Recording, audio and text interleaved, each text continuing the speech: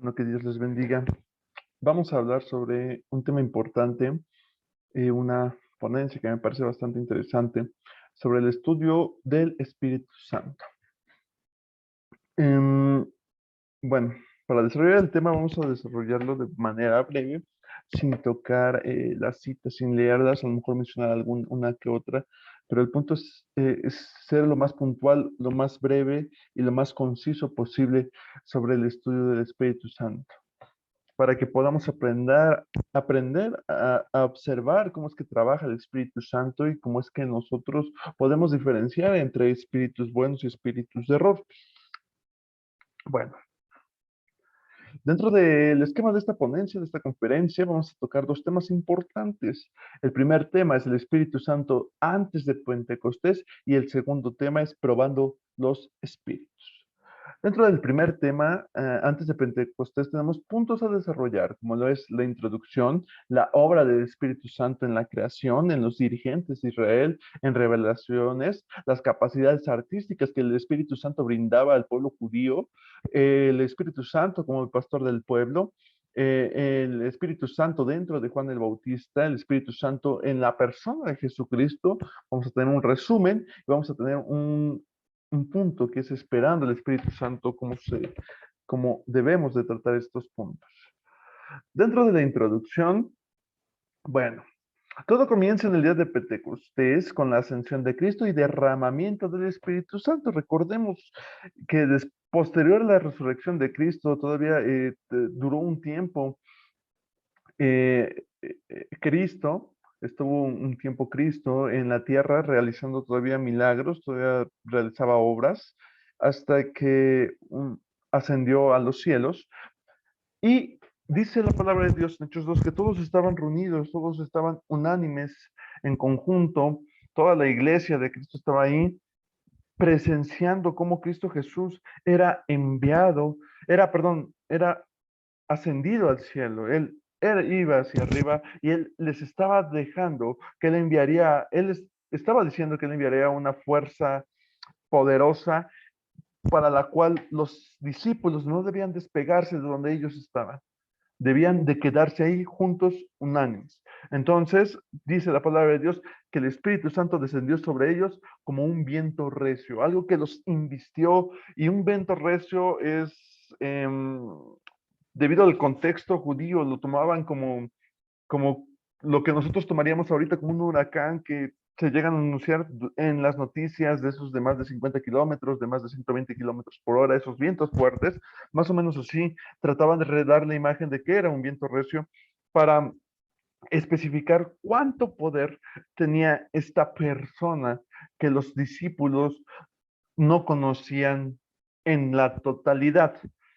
Recordemos que el Espíritu Santo anteriormente estaba dado solamente a personas prominentes que iban a tener una capacitación específica, que lo vamos a ir desarrollando durante este tema, que trataré de ser lo más breve posible para este video. Pero el Espíritu Santo no estaba desarrollado al 100% dentro de los apóstoles y mucho menos dentro de la iglesia cristiana. Ahora, es necesario y era necesario que Cristo subiera al cielo para que viniera el consolador. La palabra griega que se le da consolador es paracletos. Esta palabra tiene múltiples definiciones, pero la más relevante es el consolador, esta persona que da una, podríamos decir que un reemplazo de las acciones de nuestro Señor Jesucristo, pero ahora esas acciones actuando en manera plena en la iglesia. Entonces, paracletos es la palabra griega que se utiliza. Y en Juan 16:7 da la promesa, Cristo da esta promesa, que es necesario que Cristo ascienda, que Cristo se vaya al cielo para que el Espíritu Santo actúe y descienda sobre el pueblo de Cristo. Bueno, ahora, otro punto importante es que necesitamos entender la función del Espíritu Santo antes de Pentecostés para entender la función dentro del pueblo de Cristo. Es por eso que vamos a estar desarrollando estos temas de manera breve para abordar cuáles eran las funciones o cómo es que el Espíritu Santo actuó desde la creación hasta llegar al día de Pentecostés. Y entendiendo cómo actuó el Espíritu Santo en todo este proceso, entenderemos cómo debe de actuar el Espíritu Santo ahora nosotros como iglesia cristiana. Vamos a ver en la creación, vemos que el Espíritu Santo estaba presente y activo en la creación del mundo y lo vemos verificado en Génesis 1:2, donde dice que el Espíritu de Dios se movía sobre la faz de las tinieblas o de la faz de las aguas. El Espíritu Santo ahí estaba presente en la creación. No solamente estaba Dios, sino también estaba el Espíritu Santo y también estaba Cristo, lo vemos en Juan 1:1, pero recalquemos que el Espíritu Santo, en pocas palabras, es la ejecución. Es lo que Dios manda que se haga y el Espíritu Santo lo ejecuta. No es una fuerza, no solamente es una fuerza, ni tampoco es un ángel. El Espíritu Santo es parte de la Trinidad Divina que actúa de manera ejecutoria, es decir, que ejecuta los preceptos de Dios.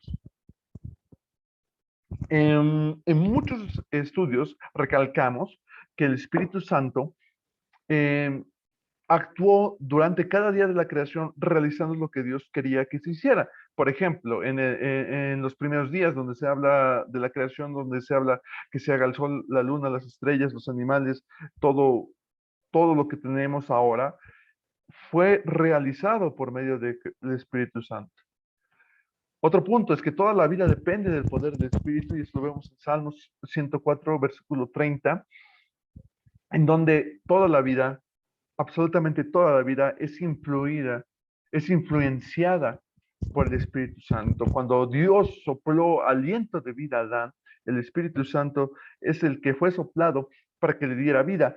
El Espíritu Santo también está actuando en cada nacimiento, en los animales que nacen, en los animales que tienen respiración, que tienen todo ese aparato magnífico, todos esos sistemas orgánicos, para que los animales, para que los seres humanos podamos subsistir al igual que muchas plantas, al igual que todos los animales, al igual que los seres humanos. Entonces, el Espíritu Santo es quien propicia este milagro de vida.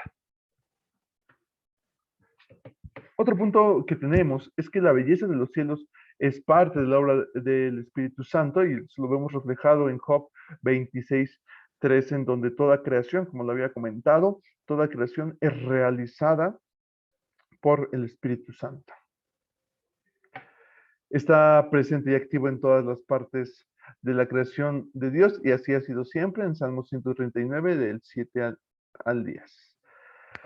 Entonces, en conclusión sobre la creación, el Espíritu Santo estuvo presente en la creación y durante la creación, y siguió presente y sigue presente y vigente en todos los días hasta la eternidad. Seguirá presente el Espíritu Santo. Por lo tanto, podemos diferenciar que en la creación la función principal del Espíritu Santo es ejecutar, y una función creativa, dando vida. El Espíritu Santo es un espíritu de vida. En los orígenes de Israel, lo sabemos y está de más mencionar a personajes tan importantes que son mencionados durante todo lo que conocemos como el periodo de la ley, los profetas, los jueces, los reyes, que fueron influenciados poderosamente por el Espíritu Santo. Vemos los tales casos de Moisés, de Ezequiel, de Otoniel, de Jefté, de Sansón. Claramente en Sansón, cómo el Espíritu Santo se manifestaba en fuerza, en Saúl cuando fue ungido como el rey de Israel, en el rey David, en el profeta Samuel.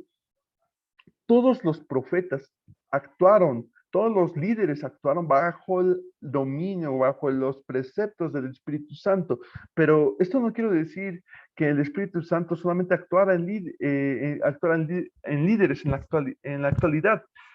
En la actualidad ya el Espíritu Santo ya no solamente es para profetas, para grandes maestros, sino para todo aquel que acepta y reconoce a Cristo como su único Salvador. Es inmediato. Cuando uno reconoce a Cristo como su único y suficiente Salvador, uno adquiere el poder del Espíritu Santo. El Espíritu Santo llega y mora en nuestros corazones. Pero antes, en los orígenes de Israel, no era así, solamente era para los puros profetas, líderes, jueces, reyes, y no era para todo el pueblo, solamente para algunos. Eso es en los orígenes de Israel.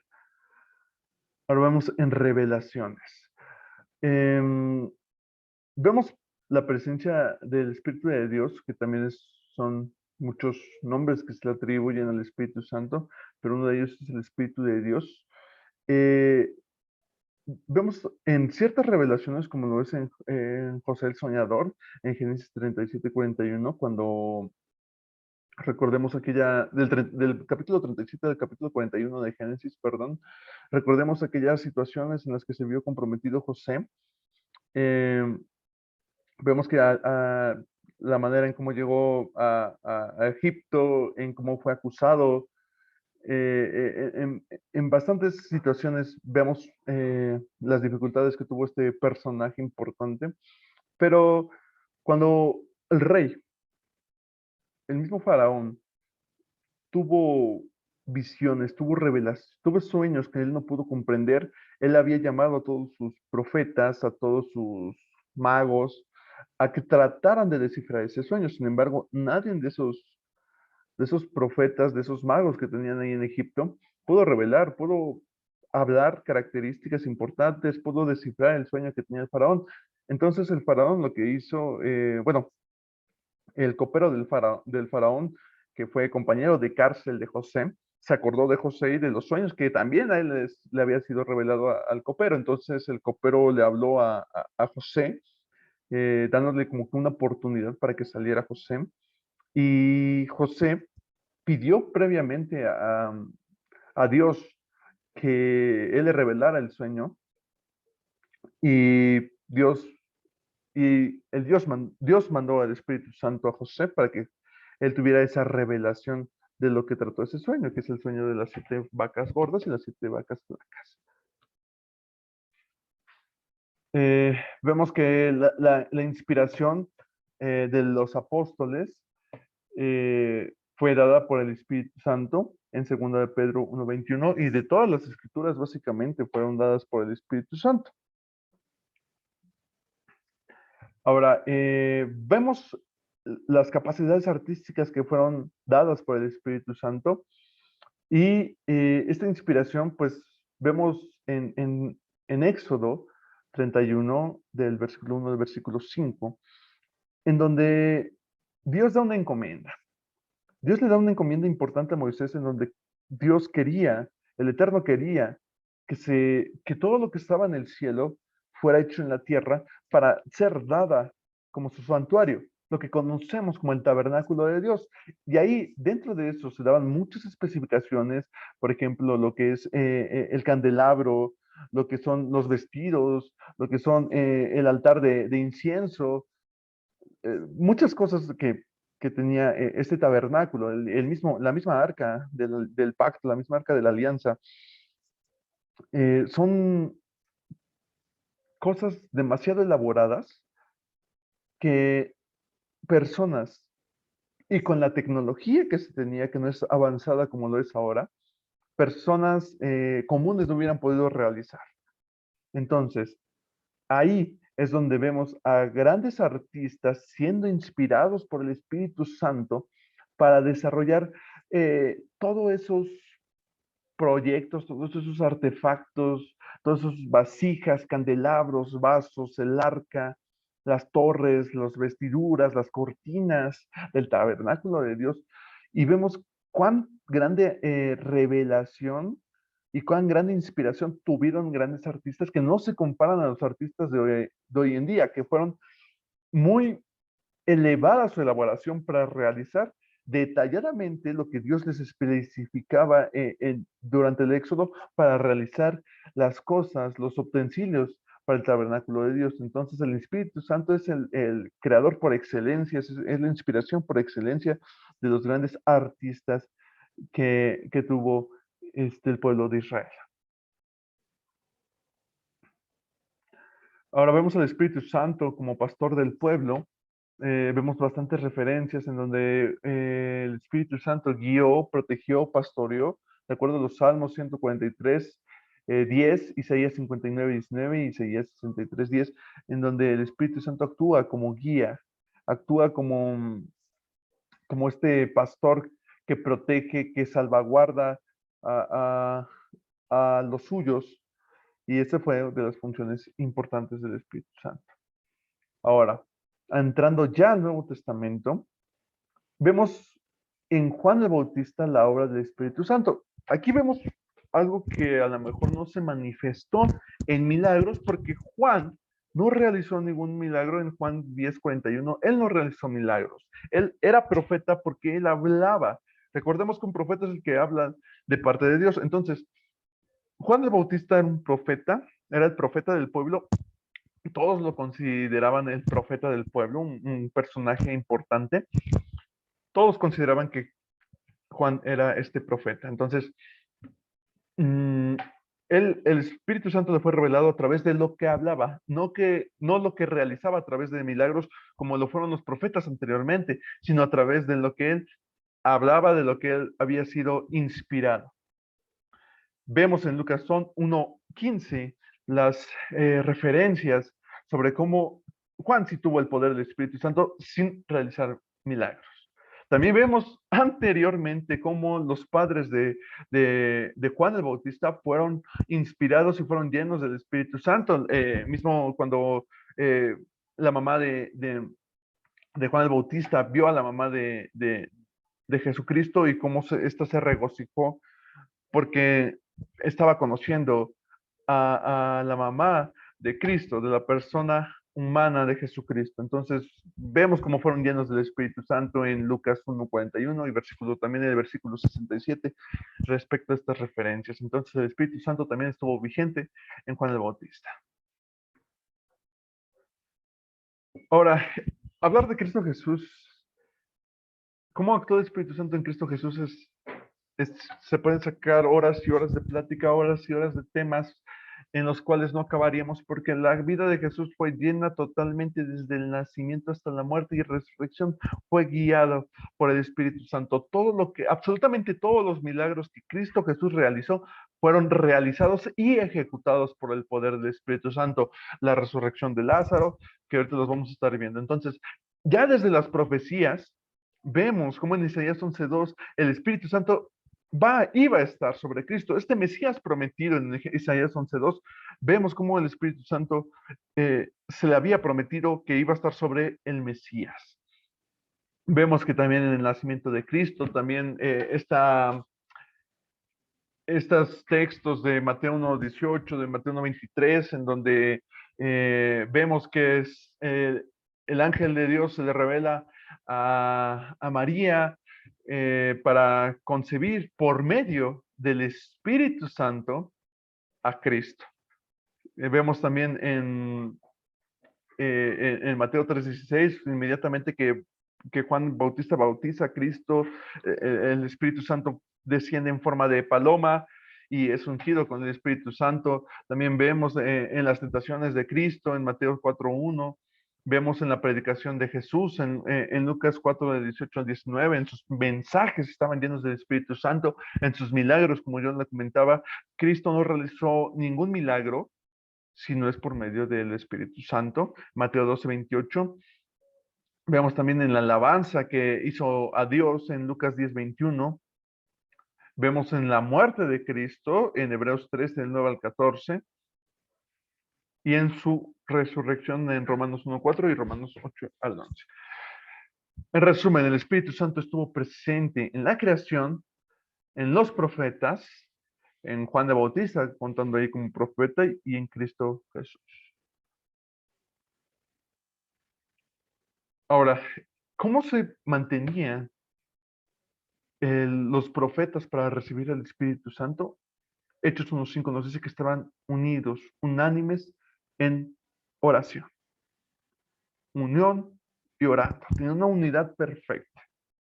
Eran totalmente unidos y estaban orando, estaban esperando y estaban obedeciendo también el mandato que Dios le había dicho, que no se retiraran de ahí hasta que viniera el Espíritu Santo sobre ellos. Estaban obedeciendo los mandatos de Cristo y de esa manera los discípulos recibieron esta promesa tan esperada dada en Juan 14 del 16 y 17.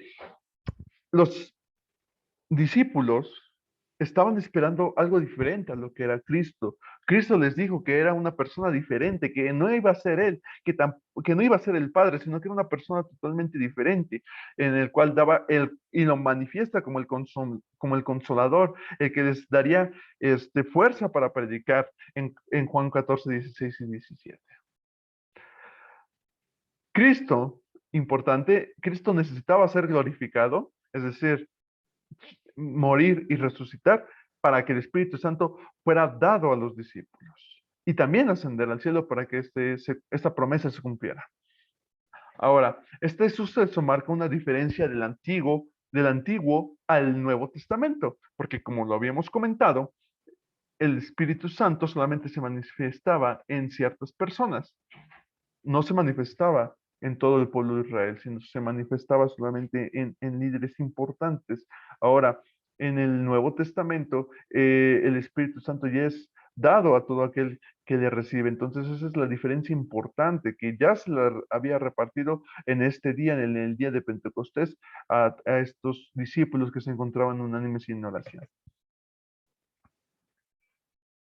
Eh, con, eh, con el descenso del Espíritu Santo se cumple la promesa en el Antiguo Testamento en Joel 2:28 y Ezequiel 36:27, 36:14, 37:14, 39:29 de Ezequiel, estas promesas que se les habían sido dadas de que vendría algo diferente al Hijo y al Padre. Esto es importante de aclarar. Sabemos que todas las obras de los apóstoles y de los profetas fueron guiados por el Espíritu Santo. Es decir, el Espíritu Santo sí actuaba en los apóstoles antes del día de Pentecostés, el Espíritu Santo estaba con ellos, pero no estaba en ellos. Entonces, como no estaba en ellos, esta gente no podría estar, teniendo unos términos más sencillos, no podría estar influenciada y no podría tener actos precedentes o cambios totalmente en su vida. Sin embargo, sí pudieron realizar actividades mediadas por el Espíritu Santo. Por eso en las escrituras vemos que no todo el que diga Señor, Señor, entrará al reino de los cielos. Porque hay una parte en la que se tiene ese conflicto, hay una parte en el Nuevo Testamento donde decimos, en donde dice, en tu nombre profetizamos, en tu nombre hicimos milagros. Y sí, de alguna manera el Espíritu Santo estaba con ellos, pero no estaban ellos. Y es necesario el Espíritu Santo porque el Espíritu Santo totalmente es cambio, es renovación, es transformación, es acción. Es una acción en nuestro estilo de vida. Y bueno, eso es sobre esperando el Espíritu Santo. Ahora, como ya lo había comentado, no todo el que tenga o realiza milagros, o tenga dones de sanidad, o realiza grandes inspiraciones artísticas, es mediado por perdón, está en él el Espíritu Santo. El Espíritu Santo sí está con ellos, pero no está dentro de ellos. Por eso es importante saber cómo probar los espíritus, cómo saber cuándo es un cuándo es un peligro de engaño, cuándo es un espíritu de confusión, cuándo es un espíritu de error. Es importante aprender cómo diferenciar estos espíritus. Tenemos una orden importante en primera de Juan 4:1 que es probad los espíritus. Es muy necesario que nosotros probemos los espíritus y de hecho es una orden que cada cosa, que no todo lo que nos diga, que porque es el pastor, que porque es el líder, nos diga esta persona, debemos de probar el espíritu, debemos de aceptarlo. Al contrario, debemos de probar todo lo que se diga, como hacían los tesalonicenses a Pablo, que cada vez que Pablo les hablaba, los tesalonicenses iban y leían en las escrituras si lo que Pablo estaba afirmando era cierto. Ahora, existe una problemática. La gente está en distintas religiones y han observado en ellas supuestas señales de la presencia del Espíritu, tales como sanidades divinas, lenguas, profecías, revelaciones, entre otras cosas. Esa es la problemática, que mucha gente cree, porque se siente el Espíritu Santo o porque se están realizando milagros, esta religión es la correcta. Y se ha tenido experiencias emocionales que aseguran que es el Espíritu Santo actuando en ellos y dando la aprobación. Es decir, que mi mismo emoción, que mi mismo sentimiento, y lo que se recalca también en la música, que no nos debemos de guiar por sentimientos y emociones, que porque te haga sentir bonito quiere decir que está bien. Lo mismo pasa con aquellas personas, con aquellas religiones que vas y te hacen sentir bonito, te hacen llorar, te hacen emocionarte, ya es del Espíritu Santo. Ese es el gran problema que tenemos como cristianos o que tenemos como personas que no sabemos discernir o no tenemos un correcto discernimiento de la palabra de Dios. Por eso es que los espíritus deben ser probados. Dentro de este tema, tenemos que hay un peligro del engaño. El ser engañado lleva un sufrimiento eterno. Por ende, tomemos el consejo de primera los Tesalonicenses 5:21, donde habla que debemos de probar a los espíritus. Jesús lo mencionó en Mateo 7:15 y el apóstol Pablo conocía de estos engañadores, de los falsos maestros y falsos profetas, según 2 Corintios 11, del 3 al 15, en donde sabemos que hay lobos rapaces vestidos de ovejas. Y todo lo que no proviene de Dios, pues proviene de Satanás. Y para esto Satanás es el mayor mentiroso, el mayor manipulador, el que ha engañado por mucho tiempo a la gente, el que ha lastimado por mucha gente, por mucho tiempo a la gente y engañado falsamente en prometiéndoles cosas grandes para ellos, y pues los lleva finalmente al infierno. Ahora, muchas religiones o muchas de las religiones que es un tema bueno, afirman que un ángel del cielo les ha hablado, que supuestas apariciones se muestran angelicales, que se muestran preciosas figuras, son de Dios y dicen que porque oyeron a Dios es lo correcto. Tal tenemos a estos varones que se pueden apreciar en esta imagen, que son los mormones, que sabemos que el ángel moroní se le apareció a José de Smith. Y pues al ser, bueno, el ángel moroní le dio una revelación a los mormones. Bueno, hasta José de Smith, que creara una religión, que escondiera unas tablas, que encontrara unas tablas, y como lo vio esplendoroso, lo vio grande, lo vio bonito, pues dijo, es cierto lo que él está diciendo.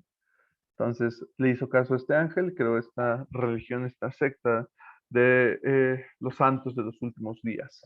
Tenemos otro caso muy cotidiano aquí en México, que es el famoso, pues los famosos marianos, los que siguen a María, en donde supuestamente este ángel, esta aparición, este demonio, se le apareció a Juan Diego de un aspecto bueno, de un aspecto agradable, y bueno, ya conocen la historia sobre los católicos.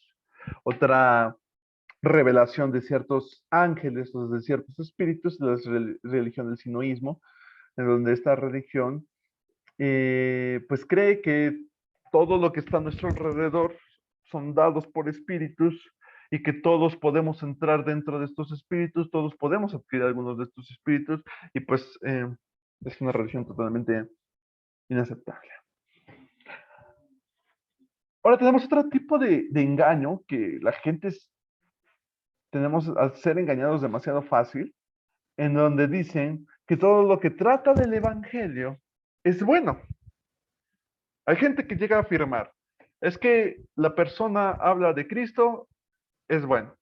Es que tal persona habla de Dios, es bueno. O que dicen, yo creo que todas las religiones son buenas, o que todas las gentes que hacen buenas obras, pues se van a salvar y viceversa, ¿no? O todas las personas que hablan de Dios, que hablan sobre adorar a Dios, es bueno. Como han comparado algunas personas que los católicos hablan lo mismo que nosotros los cristianos, o que los testigos hablan lo mismo que nosotros los cristianos. Pero el apóstol Pablo reprueba esta actitud en Gálatas 1:6 al 8, en donde dice que si todos fuéramos del Espíritu Santo, absolutamente todos hablaríamos igual. Y si esto fuera cierto, no existirían tantas religiones, no existirían tantas maneras de pensar respecto a los padres, respecto a los obispos, a los pastores de los testigos de Jehová, a los líderes de los mormones, a los rabinos del pueblo judío y cosas así. No tendríamos tantas religiones si todos realmente fuéramos guiados por el mismo Espíritu. Entonces, Pablo nos dice que no todo el que habla de Dios es de Dios. Pero la pregunta aquí a recalcar es, ¿cómo probamos los espíritus? Hablamos de primera de Juan 4:6. ¿Cómo probamos los espíritus? Probémoslos de acuerdo a las escrituras. Todo es inspirado por Dios, según Timoteo, 1 Timoteo 3:6. Todo, absolutamente todo es inspirado por Dios, útil para redarguir. Todo fue inspirado por Dios, desde el Antiguo Testamento hasta el Nuevo Testamento. Los profetas, los apóstoles fueron guiados por el Espíritu Santo y también fueron guiados por las Escrituras. Puede surgir esa duda. Si nos basamos en las Escrituras fueron finalmente guiados por hombres, fueron escritos por hombres, como lo fue Pablo, lo fue Timoteo, lo fue Pedro, lo fue Juan, lo fue Santiago, lo fue Lucas, Mateo, todo fue creado por ellos, todo fue escrito por ellos. Pero tenemos por lo menos dos afirmaciones para explicar cómo es que el Espíritu Santo sí estaba dentro de ellos y utilizó sus recursos, su mente de los apóstoles para poder escribir todo esto, todas las escrituras del Nuevo Testamento. La primera es que los apóstoles siempre fueron guiados por el Espíritu Santo y fueron guiados por Dios. En 1 Timoteo 3, en 1 Timoteo 3:6 afirmamos eso, en donde toda escritura es inspirada por Dios. Y también vemos que los apóstoles siempre se basaron en la escritura del Antiguo Testamento. Claro, como tomar las profecías en donde Cristo iba a nacer, en la venida de Cristo, absolutamente todo fue fundamentado en Hebreos, ni se diga. Hebreos es un libro totalmente referenciado en el Antiguo Testamento para cumplir el Nuevo Testamento, que es Cristo, ¿no? Y una tercera es que todos tuvieron una conducta adecuada y todos hablaron de lo mismo desde diferentes perspectivas y punto de vista. Pero bueno, eso es una pregunta que puede surgir. ¿Cómo creen los apóstoles? Y bueno, esas son las razones. Ahora, Jehová advirtió en el Antiguo Testamento, en Deuteronomio 13, del 1 al 5, y daba un juicio muy feo, porque él decía, o en Deuteronomio se ve, que él habla sobre que habría falsos maestros y falsos profetas que tratarían de desviar la buena doctrina, o, bueno, los testamentos y la ley de Dios, y tratar de corromperla y pervertirla.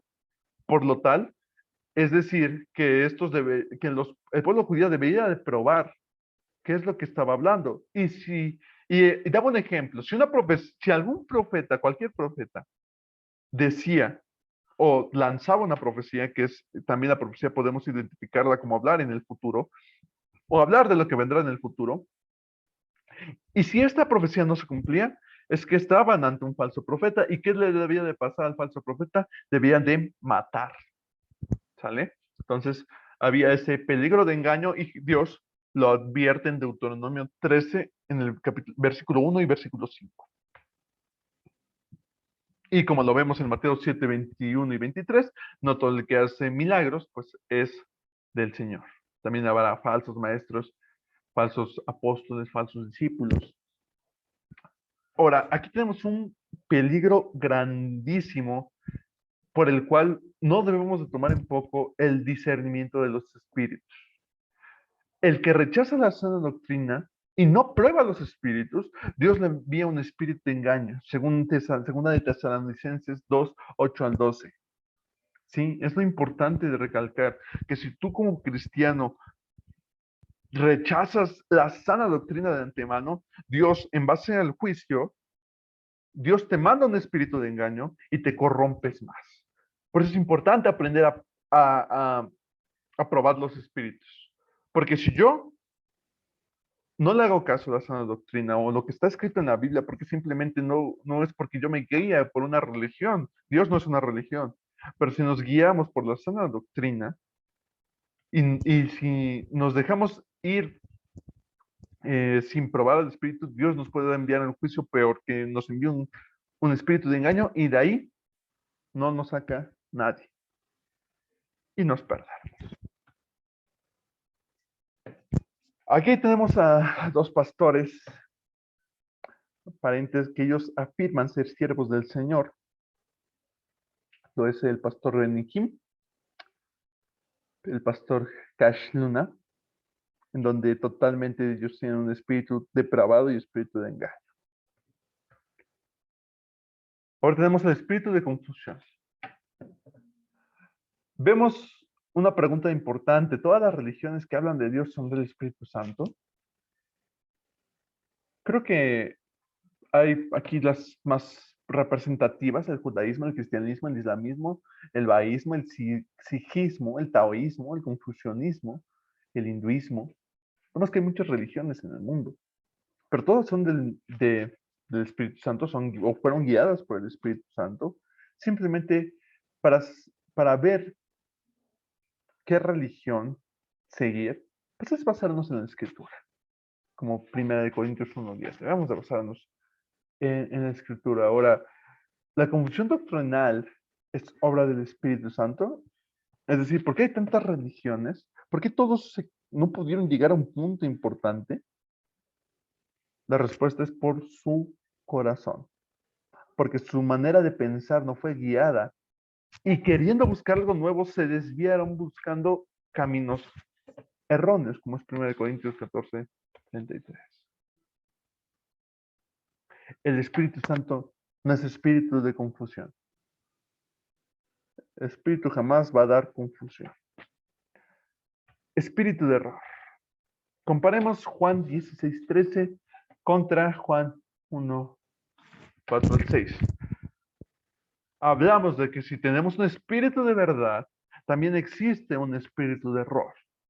Y para probar el espíritu, dependiendo de la gente que nos predique, porque habrá mucha gente que durante nuestra vida nos vaya a predicar: oye, acércate a esto, acércate a esta religión, bueno, acércate a esta doctrina, esto es lo mismo que ustedes hacen, pero nosotros hacemos esto diferente porque así lo manda Dios. Y hasta nos llegan a citar citas bíblicas de que de veras dice que debemos hacer eso, ¿no? Y que son totalmente o sacadas de contexto o añadiduras que se les hicieron a la Biblia, ¿no? Entonces, ¿qué es lo que nosotros podemos realizar eh, o podemos hacer para identificar si una religión es buena o es mala? Pues es probar el espíritu y podemos realizar preguntas específicas e importantes, como lo es un ejemplo típico: el plan de salvación. Es preguntarle: ¿cómo está tu plan de salvación o en qué te basas tú para llegar a ser salvo? Y nosotros ya tenemos que tener un parámetro para hacer estas preguntas, pues obviamente uno primeramente debe de conocer el tema en cómo realizar todo esto. Entonces, sobre el plan de salvación, ¿qué preguntas podemos hacer?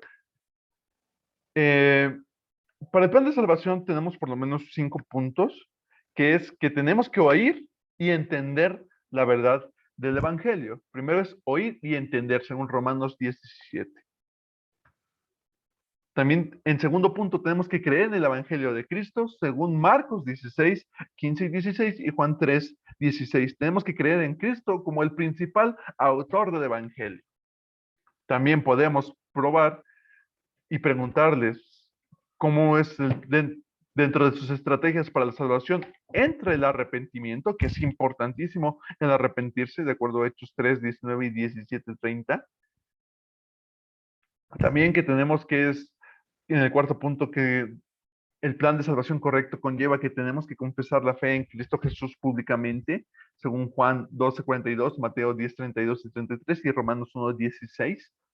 Y como último punto, tenemos que ser bautizados para dar una muestra pública de esa fe. Obedecer. Hechos 2:38, 22:16 y Marcos 16:16. Ahora, dentro de las mismas iglesias o dentro de esto del plan de salvación, pues tenemos perversiones en el plan de salvación, como lo es que ciertos pastores, dice, levanten la mano y acepta a Cristo Jesús como su único y suficiente Salvador. Dicen que nada más al creer con el corazón, Cristo nos perdona sin que hagamos otra cosa, es decir, sin la confesión de fe, sin la confesión de fe, sin el arrepentimiento ni el bautismo en el agua. Solamente con que tú levantes tu mano y digas, creo en Cristo como mi único y suficiente Salvador, con eso ya eres salvo, lo cual es erróneo. Al aceptar a Cristo es totalmente aceptable. Que aceptemos a Cristo, sí, pero no solamente es eso, sino también tenemos que arrepentirnos, tener fe y tener un bautismo para nosotros poder ser salvos. También dicen que el bautismo, otra perversión de la salvación, es que el bautismo, por aspersión de niños pequeños, como son los recién nacidos en la Iglesia Católica que se practica no sé a los cuantos días, se dice que sin fe se bautizan para recibir el perdón por pecados que realmente no han cometido. Y bueno, dicen que al ser bautizados estos niños son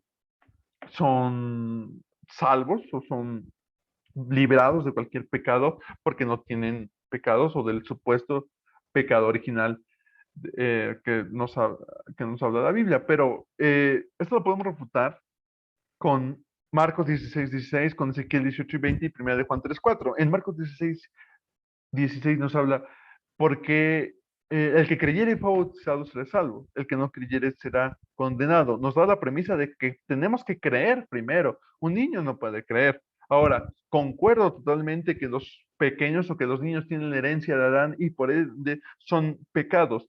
Pero recuerden, y por ley, todos los niños tienen una etapa de inocencia que no saben lo que hacen literalmente, no conocen qué es bueno y qué es malo. Una etapa como lo estuvieron Adán y Eva en el paraíso. Por eso Jesús nos decía, sed como niños para que puedan entrar al reino de los cielos. Entonces, concuerdo que el pecado sí se transmite de generación en generación, pero lo que está mal es que los niños sean totalmente pecadores y no se acepte esa etapa de inocencia que ellos tienen. Por eso creemos, y diciéndolo con todo respeto, que si un niño llega a fallecer, un bebé llega a fallecer, este bebé fallece y se salva automáticamente, está en el reino de los cielos porque entra en una etapa de inocencia. Pero es una perversión que se bauticen niños pequeños. Seguimos con más perversiones. ¿Qué más tenemos? Tenemos que una perversión es dar largos plazos de espera o buscar pruebas humanas y otros requisitos antes del bautismo, lo cual es todo desconocido en la Biblia. No se encuentra ningún pasaje bíblico donde te diga, retén tu bautizo, espérate tanto tiempo para que te bautices, o cosas así. Ahora, ¿qué más tenemos? Es que muchos dicen que el bautismo no nos salva, pero ¿dónde dejamos a primera de Pedro 3:21? Que es necesario el bautizo para ser salvos. El que creyere y fue bautizado será salvo. Dos premisas, creer y bautizarse para ser salvo. Entonces el bautismo se salva, pero muchos dicen que no, como la religión católica, que absolutamente no bautiza ya gente ya gente que pueda creer. Ahora, tenemos más perversiones de culto, dentro del culto y de adoración. Hay también perversiones. Por ejemplo, tenemos que iglesias que se guían totalmente por testimonios personales, lo cual está totalmente mal, y lo vemos en Hechos 2:42 y en 2 de Timoteo 4:1 y 2. Iglesias que dicen, yo escuché tal cosa por el Señor y me dice que hagamos esto, yo te profetizo que tú vas a hacer esto, tú tienes que hacer esto, y ese tipo de cosas que solamente se guían, o yo escuché Cristo mismo me habló y me dijo que hiciera esto y esto y esto. Debemos de escudriñar las escrituras, todo lo que sea dicho, debemos de basarnos de acuerdo a la palabra de Dios. También tenemos perversiones dentro del culto de la adoración, como son mujeres que pastorean iglesias, y bueno, aquí no es por machismo, simplemente es cuestión de roles. Vemos en 1 Timoteo 2:8, en donde se le da la orden a las mujeres que deben de vestirse adecuadamente y decorosamente, y que los pastores deben de ser los varones. A ellos sí se les está permitido este tipo de cosas, o mujeres que dirigen el servicio. También tenemos perversiones que todos oran a una vez en voz alta, sin unanimidad, en donde el apóstol Pablo en 1 Corintios 14:16, 33 y 40, en Hechos 4:24, nos indica que debemos hablar ordenadamente, porque Dios, el Espíritu Santo no es un espíritu de desorden. Entonces no debemos de tener un desorden al momento de las oraciones que puede pasar en muchas iglesias, que cada quien ora por su lado, ¿no?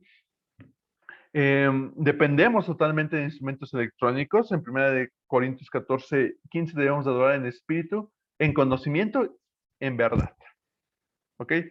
En espíritu y en verdad. Entonces, no hay que depender. Los instrumentos musicales, instrumentos electrónicos son una herramienta de ayuda, pero si no los llegamos a tener, no debemos de ponernos espesos. Yo lo digo de esta manera, en que necesito a fuerza un escenario, necesito a fuerza instrumentos musicales, porque si no, no puedo alabar a Dios. Eso ya es un error totalmente. ¿Qué más tenemos? No participar en la cena del Señor, como se nos ha dicho en 1 Corintios 11, 22, 23 al 26, en Hechos 27, que no participar de la cena del Señor, pues eso es un pecado.